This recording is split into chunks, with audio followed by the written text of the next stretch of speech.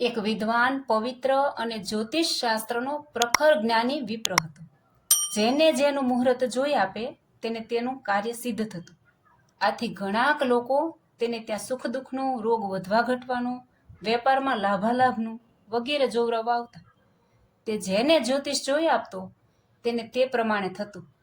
આથી લોકોમાં તેની પ્રસિદ્ધિ વધવાથી બહાર ગામથી પણ ઘણાક લોકો મુહૂર્ત જોવરાવવા આવવા લાગ્યા. ચોર લોકો પણ ચોરી કરવાનું મુહૂર્ત જોવરાવવા આવવા લાગ્યા. પ્રથમ તો તેમને તમે કેવા છો, શું જોવરાવવું છે તેમ પૂછે. ત્યારે તેઓ કહે, બાપજી, ગોર મહારાજ, અમે તમારી આગળ ખોટું નહીં બોલીએ. અમે ચોર છીએ અને અમારો ધંધો લૂંટફાટનો છે. તેથી અમે અમારા ધંધે જવાનું મુહૂર્ત જોવરાવવા આવ્યા છીએ. ત્યારે બ્રાહ્મણે ગુસ્સે થઈ કહ્યું, અરર, તમે આવો પાપરૂપ ધંધો કરો છો? તમે હાલ આવું દુઃખ ભોગવો છો તોય પાપના પોટલા બાંધો છો? તો પરભવે તમારું શું થશે? હું તમને મુહૂર્ત જોઈને મારી વિદ્યાનો દુરુપયોગ કરી પાપમાં પડવા માંગતો નથી. આમ કહેતો એટલે પેલા લોકો રૂપિયાની મુઠ્ઠી ભરી આગળ ધરી દે. પછી કહે, અરે બાપજી, ગોરભા, તમારા ભણતરનો લાભ સૌને મળે તો પછી અમને કેમ ન મળે? જે કરે તે ભોગવે, વાવે તે લણે, અમે કરશું તે અમે ભોગવશું, એમાં તમારે શું? બાપજી, તમારે તો સૌમાં સરખો ભાવ રાખવો. તેમાં વળી એક જણો ધીમેથી કહે, બાપજી, અમારી પાસેથી મળશે એવું બીજા પાસેથી નહીં મળે. લ્યો બાપજી, એમ કહી ખિસ્સામાંથી બીજી મુઠ્ઠી રૂપિયાની ભરી આગળ મૂકી. ત્યારે પૈસા દેખી લલચાયો અને મુહૂર્ત જોઈ દેવા માંડ્યો. જેમ જેમ ચોરો ફાવતા જાય તેમ તેમ વધારે વધારે રૂપિયાની બ્રાહ્મણને ભેટો કરતા જાય. પછી બ્રાહ્મણે ના પાડવાનું મૂકી જ દીધું. જેમ જેમ ચોરનો સહવાસ વધારે થતો ગયો અને હરામના પૈસા લેતો ગયો તેમ તેમ તેની બુદ્ધિ બગડતી ગઈ. પછી પોતે તેઓની પાસે ચોથો ભાગ લેવા માંડ્યો, ક્યારેક અડધો ભાગ પણ લેવા માંડ્યો. પછી એક વખત બ્રાહ્મણને જ ખુદ વિચાર થયો કે આ લોકોને હું મુહૂર્ત જોઈ આપું છું તો સલામત રહે છે અને પુષ્કળ ધન લાવે છે, તો પછી હું કાં ઉપયોગ ના કરું? આમ ધારી પોતે એકવાર ચોરી કરવાનું મુહૂર્ત જોઈને પોતે એકલો ચોરી કરવા નીકળી પડ્યો. પોતે મૂળ સંસ્કારી, તેથી વિચાર થયો કે ગરીબ ગરબારની કે મોટા કુટુંબવાળાની ચોરી કરવાથી તેઓ દુખ્યા થઈ જાય ને શ્રાપ આપે, માટે રાજાની ચોરી કરવી, જેથી મુલકનો બાદશાહ, તેથી તેને જણાશે નહીં ને આપણું કામ થશે. આમ ધારી રાજાને મહેલે ગયો. તો ત્યાં રાજા સુખસૈયામાં સૂતો સૂતો દેવ ભાષામાં પોતાની સમૃદ્ધિનું વર્ણન કરવા લાગેલો કે ગમે તેઓના મનનું આકર્ષણ કરી લે એવી મારી સ્ત્રીઓ છે. સંબંધીઓ મારી આજ્ઞામાં તન મનથી યથાર્થપણે વર્તનારા છે. ભાઈઓ તો કિંકરની પેઠે હાથ જોડી હાજર જી હજુર આવા શબ્દો વિનયથી બોલી રહ્યા છે. હાથીઓના તથા ઘોડાઓના શબ્દોથી ગજશાળાઓ તથા અશ્વશાળાઓ ગાજી રહેલી છે. અહોહો, મારા સુખનો પાર નથી. આમ 3 પદ બોલી ચોથું પદ બનાવવા એકવાર, બીજી વાર બોલી ત્રીજી વાર બોલવા જાય છે ત્યાં તો પેલો ચોર વિપ્ર પોતાની વિદ્યાના અંકુરો સ્ફુરી આવવાથી પોતાનું કર્તવ્ય ભાન ભૂલી એકદમ બોલી ઉઠ્યો, સંમિલને નયનયોર નહીં કિંચિદસ્તિ. હે રાજન, જેનું તું વર્ણન કરે છે તેમાંનું કોઈ પણ તારી આંખ મીચાએ કામ આવવાનું નથી. આમ બોલી ચોથું પદ પૂર્ણ કરી આપ્યું. આ સાંભળી રાજા એકદમ ચમકી ઉઠ્યો. અંગરક્ષક હજુરિયાઓ પણ ખમ્મા ખમ્મા કહેતા એકદમ ઊભા થઈ ગયા. ત્યાં તો બ્રાહ્મણને કંઈક ભાન આવ્યું, એકદમ ખિન્ન થઈ ગયો. જરૂર હવે તો મોત આવ્યું. આમ ધારી રાજા પાસે હાથ જોડી ઊભો રહ્યો. રાજા કહે, અરે મહાન વિદ્વાન, કવિઓમાં ઉત્તમ કવિ જેવો તું કોણ છે? આ અંધકારમય મધ્યરાત્રિના સમયે શસ્ત્રાસ્ત્રધારી યોદ્ધાઓથી રક્ષાયેલા આ મારા અંતઃપુરમાં તું ક્યાંથી અને કેમ આવ્યો? હે રાજન, હું બ્રાહ્મણ, વિદ્વાન અને શીઘ્ર કવિ છું, પણ નિર્ધન હોવાથી અને ચોર લોકોના સહવાસથી ચોરરૂપ થઈ ગયેલો છું તે અહીં ચોરી કરવા આવ્યો છું.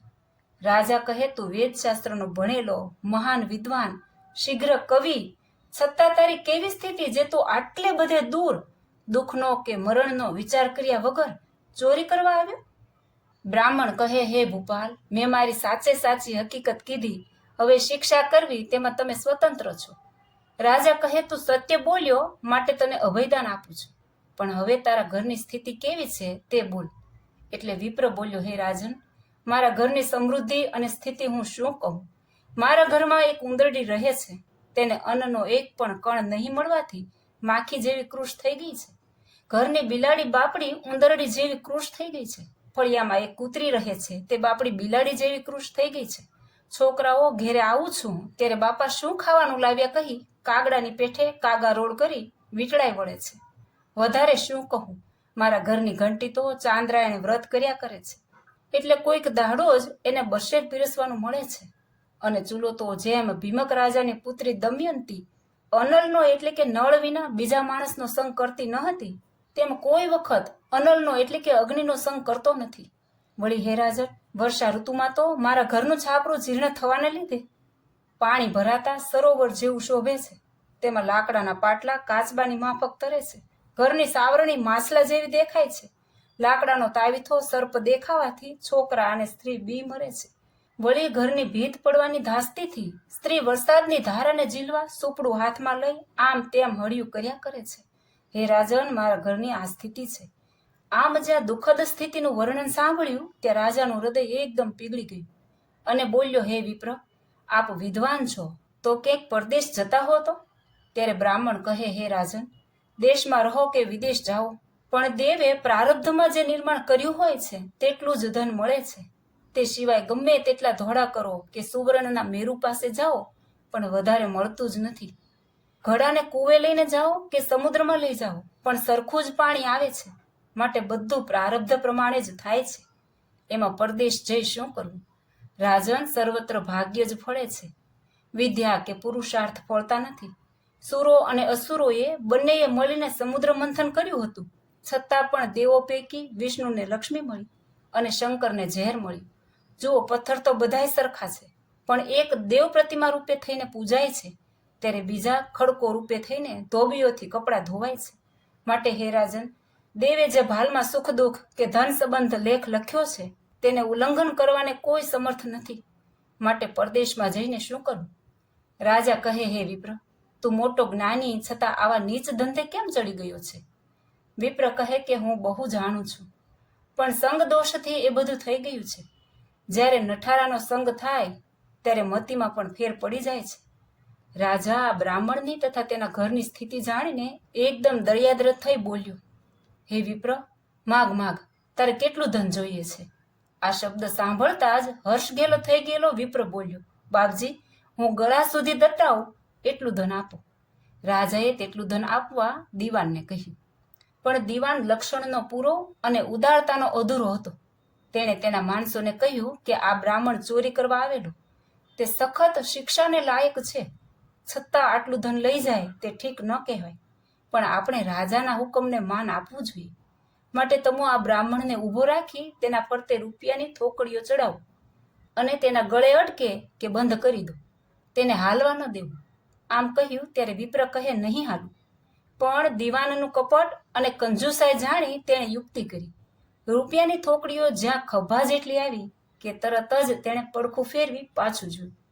આથી રૂપિયાની થોકડીઓ પડી ગઈ અને રૂપિયા પગની ઘૂંટી સુધી થયા. ત્યારે દીવાનના માણસોએ કહ્યું, હ મહારાજ, આ શું કર્યું? રાજા પણ ખખડાટ સાંભળી ત્યાં આવ્યો અને આમ થવાનું કારણ પૂછતા તે બોલ્યો, હે રાજન, દારિદ્ર્ય નામનો મારો એક મિત્ર મારી પાછળ પડ્યો છે. તેનાથી છૂટવા હું દેશ છોડી પરદેશ ગયો. ગંગા, યમુના અને નર્મદાદિક મહાનદીઓને તથા સાગરને પણ ઓળંગી ઘણે દૂર રખડ્યો, પણ દારિદ્ર્યએ મારો કેળો મૂક્યો નહીં. હે રાજન, આજ તમારી દાનરૂપી નદીમાં એ મારો મિત્ર ડૂબી ગયો કે નહીં એ જોવા મેં પડખું ફેરવ્યું. ખરેખર જ્યાં ન પહોંચે રવિ ત્યાં પહોંચે કવિ. રાજા તથા દીવાન જાણી ગયા કે વિપ્ર લોભે ગયો. ખેર, હવે રૂપિયાના ટોપલે ટોપલા લાવી તેની ફરતે ઢગલા કરી તેને દાટી દો. આમ જ્યારે તે ગળા સુધી દટાયો ત્યારે તે બોલ્યો, હવે બંધ રાખો. પછી નોકરોએ તેને રૂપિયામાંથી બહાર ખેંચી કાઢી રૂપિયા તેને ત્યાં પહોંચતા કર્યા. રાજા કહે, કેમ મહારાજ, રાજી થયા ને? હવે કોઈ પણ દિવસ ચોરીનું કામ કરશો? હજુ એ કાંઈ ઈચ્છા હોય તો બોલો. આથી તે બોલ્યો, બાપજી, દારિદ્ર્ય તો ગયું, હવે કોઈ ઈચ્છા નથી, પણ છોકરાને છાશ પાણી માટે એક ભેંસ આપો તો ઠીક. ત્યારે રાજાએ તે પણ આપવા કહ્યું. દીવાને જાણ્યું કે આ તો ખરો ચોર મળ્યો. આટલું ધન આપતા હજુ ભેંસ માગે છે.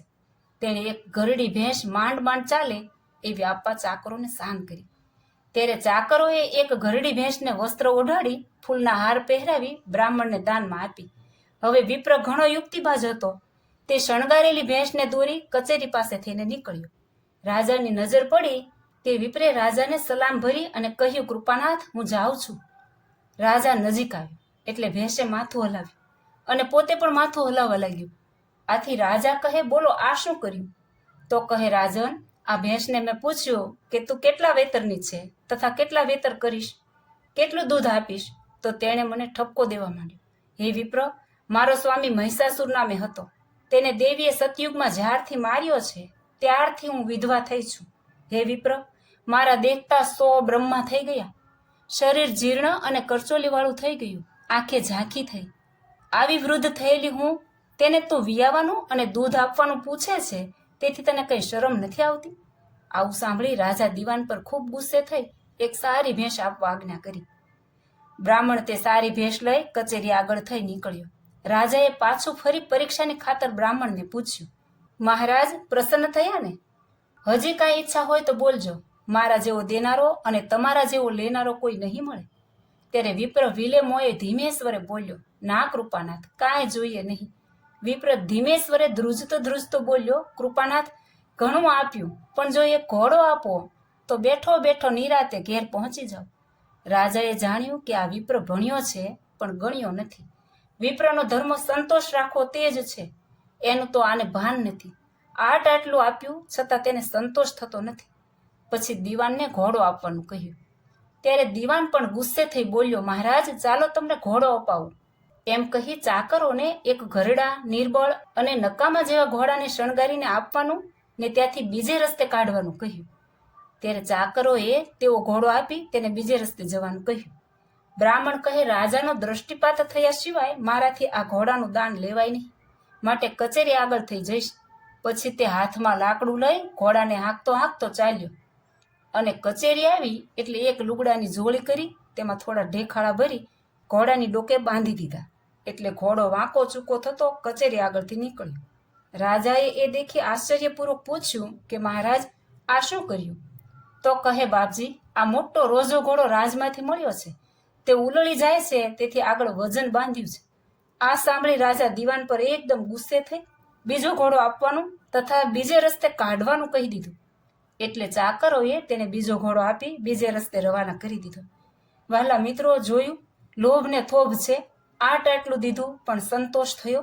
પોતે શાસ્ત્રવેતા અને સદાચારી હોવા છતાં ચોર લોકોના સહવાસથી ચોર થઈ ગયો. માટે હંમેશા સારાનો સંગ કરવો, સારા શાસ્ત્રો વાંચવા અને સારું વર્તન રાખવું. ગમે તેવાને પણ સંગ લાગી જાય છે. જય સ્વામિનારાયણ.